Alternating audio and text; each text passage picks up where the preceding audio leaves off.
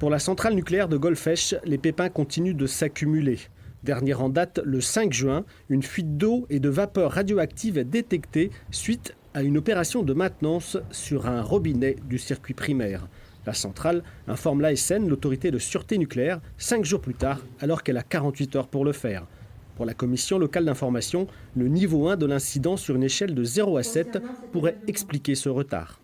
Le délai est regrettable, mais nous allons le pointer du doigt.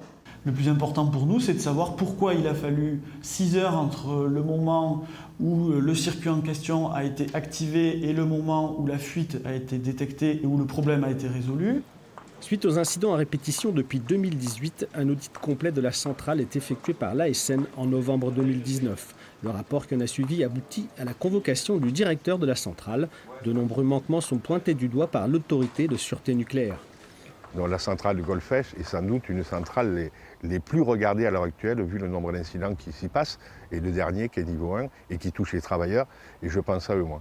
Pour les associations environnementales, les problèmes financiers d'EDF engendrent une dégradation des conditions de travail et des problèmes récurrents de maintenance.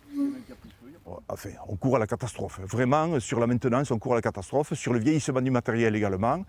Et donc, pour nous, c'est clair, il faut vite passer à autre chose, tourner la page du nucléaire, quoi. Devant le Sénat, le 28 mai dernier, le président de l'autorité de sûreté nucléaire, dans son rapport annuel, estimait le niveau de sûreté comme acceptable, mais faisait le constat d'un recul de la rigueur chez EDF et d'un déficit de culture de précaution dans notre pays.